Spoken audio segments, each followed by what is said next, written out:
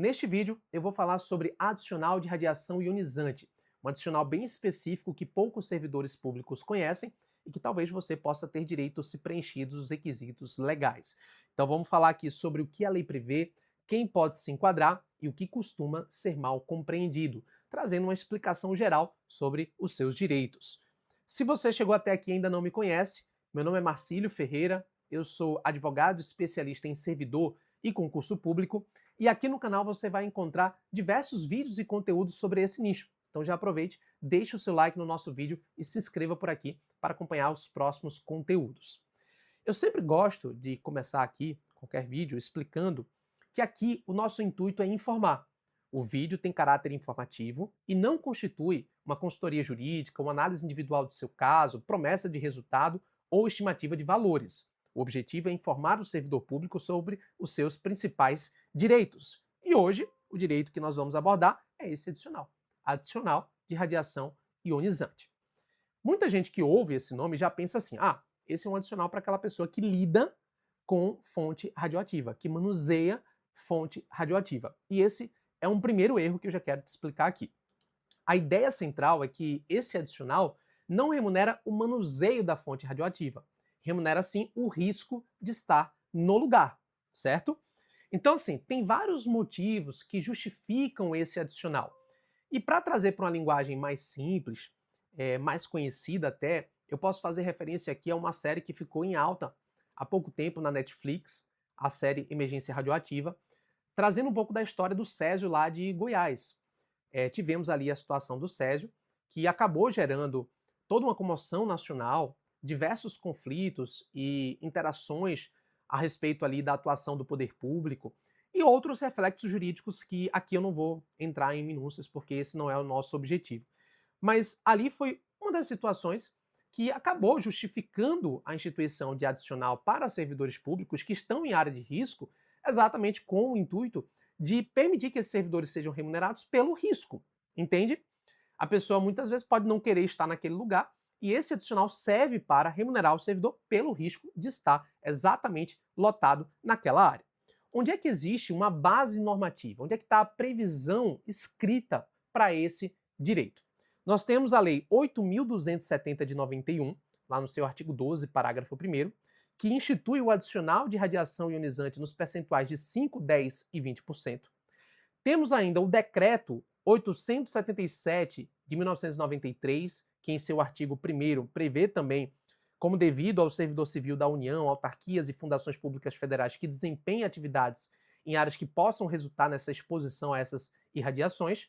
E temos o decreto no seu também artigo 2º, parágrafo 1º, prevendo que é concedido independentemente do cargo ou função quando o servidor exercer suas atividades em local de risco potencial.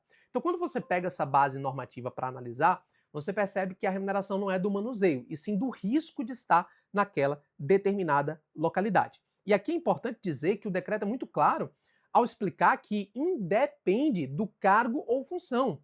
E o que importa é quando o servidor exerce suas atividades em local de risco potencial. Então, duas consequências. O cargo não importa e a atividade específica também não importa. O que importa? O que importa é exatamente onde o servidor trabalha, o local de risco daquele respectivo servidor, ok? Bem, quanto é e sobre o que incide esse percentual, portanto, né, do adicional de radiação ionizante.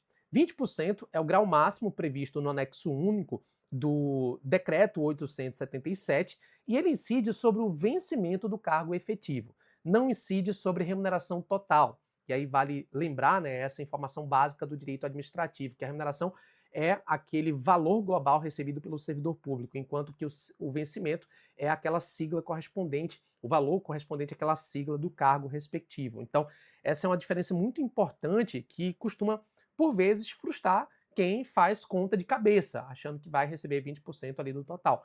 O percentual se aplica ao vencimento básico do cargo e não ao valor que aparece no fim do contra-cheque. Então, tenham muito cuidado com esse respectivo ponto, tá? O que a norma exige? Nada disso se resolve sem laudo, tá? A norma exige um laudo técnico, a concessão depende de laudo emitido por comissão interna, tá lá na forma do artigo 2º do decreto 877, profissional habilitado, né?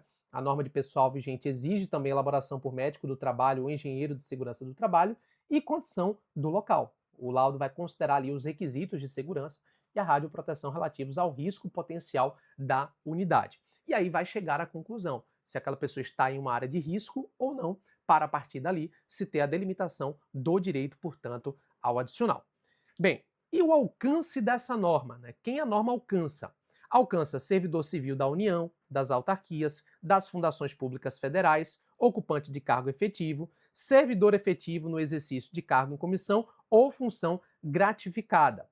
Não alcança na literalidade da norma, e aqui eu preciso explicar isso, na literalidade da norma não alcançaria quem? Um bolsista, por não ter vínculo estatutário ou empregatício, ou, em tese, um ocupante exclusivamente de cargo em comissão sem vínculo efetivo, pela ausência de um vencimento de cargo efetivo com base de cálculo. Mas isso aqui, pessoal, é pela literalidade da norma, tá?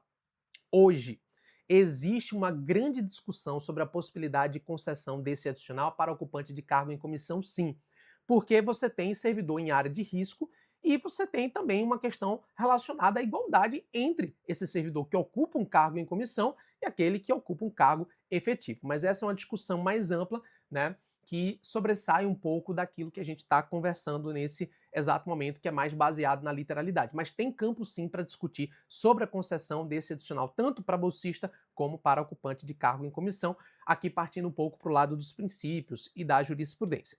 3 limites importantes a respeito disso, que quase ninguém comenta, né? Esse adicional não se acumula, então quem já recebe ali insalubridade, periculosidade ou gratificação de raio-x precisa comparar para optar.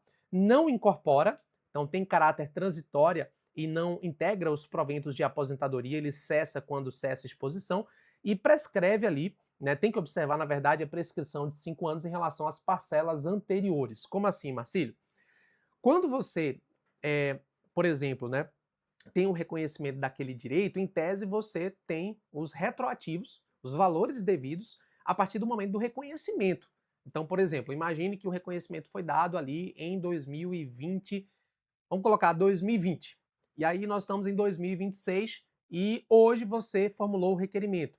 Então, se o reconhecimento foi em 2020, você teria, portanto, ali o direito a recebimento das parcelas pretéritas, do período, né, que você ficou sem receber. Mas deve ser observada a prescrição de 5 anos em relação a esse período pretérito. Então, se você ajuiza agora em 2026, você vai receber as diferenças salariais desses últimos 5 anos, tá, pessoal? Então, só se discutem as parcelas dos 5 anos anteriores. E aí o tempo não volta. Para frente, beleza, você tem uma obrigação de fazer, que você pode pleitear, que você pode buscar. Qual é o percurso típico para ter esse direito? Formular um requerimento administrativo, o servidor pede o adicional na via administrativa, a unidade produz ou já possui ali um laudo com as condições do local, é proferida então uma decisão, a administração defere, indefere ou deixa o pedido parado, e havendo negativa, muitos servidores acionam, portanto, a via judicial, porque ela passa a ser possível se esse direito realmente pode ser reconhecido através de um laudo, né, que reconheça esse risco da atividade. Tem várias situações em discussão a respeito desse adicional específico, mas eu queria trazer de um caso concreto que eu lido bastante.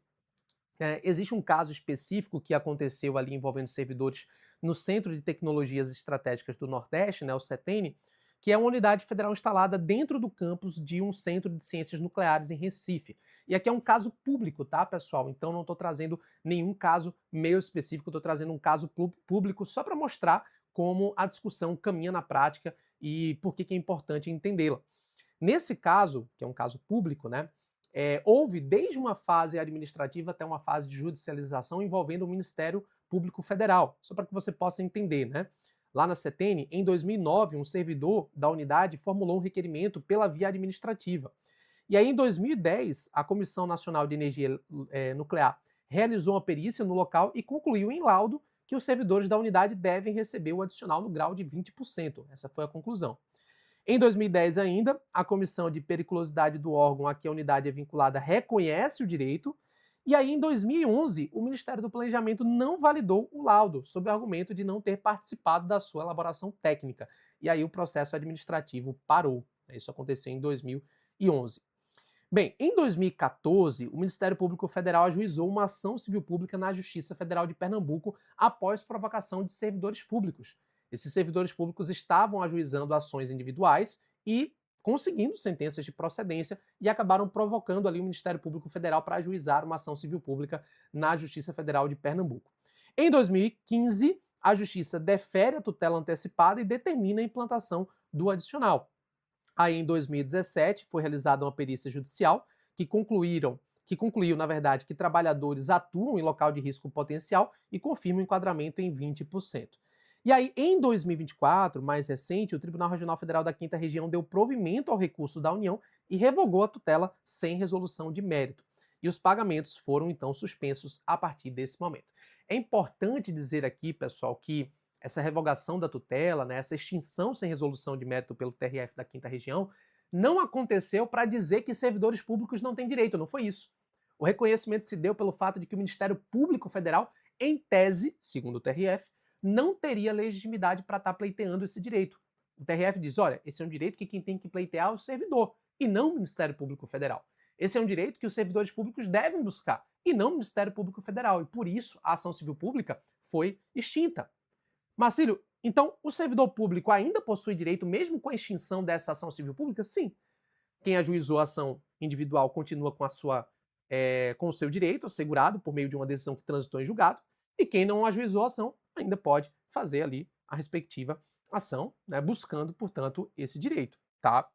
E aí, pessoal, é muito importante entender o que reunir antes de procurar até uma orientação. É importante ter dados, informações, né? Portaria de nomeação, termo de posse, termo de exercício na unidade, comprovante de lotação atual, com o endereço no local em que você efetivamente trabalha, contra-cheques e ficha financeira do período, declaração dos adicionais que você já recebe hoje e laudos ambientais ali existentes na unidade, se houver acesso, né? Se não houver, existem os laudos que foram produzidos, inclusive a perícia judicial na própria ação civil pública nesse caso, mas se você é servidor de uma outra unidade e tem interesse também nesse tipo de direito, é sempre importante buscar um laudo ou você vai ter que produzir isso caso na via administrativa não seja produzido de forma adequada, tá, pessoal? Então, é sempre importante buscar análise individual da situação. É sempre importante você buscar entender o seu caso para poder desenvolver um pouco mais. O objetivo aqui era trazer um pouco dessa explicação sobre esse adicional que pouca gente conhece. Às vezes, no seu local de trabalho, existe o risco e o adicional deve ser concedido. Como fazer isso? Analisando individualmente a sua situação, ok? Se você quiser aprofundar sobre temas a respeito de servidores públicos, aqui no canal tem mais conteúdo, então aproveite, deixe o seu like e se inscreva por aqui. Também você encontra o contato do nosso escritório aqui no canal e qualquer dúvida pode falar comigo também no meu Instagram, o @MarcílioFé. Marcílio, meu nome, Fé de Ferreira, @MarcílioFé. Um forte abraço a todos e até a próxima. Valeu, pessoal. Até mais.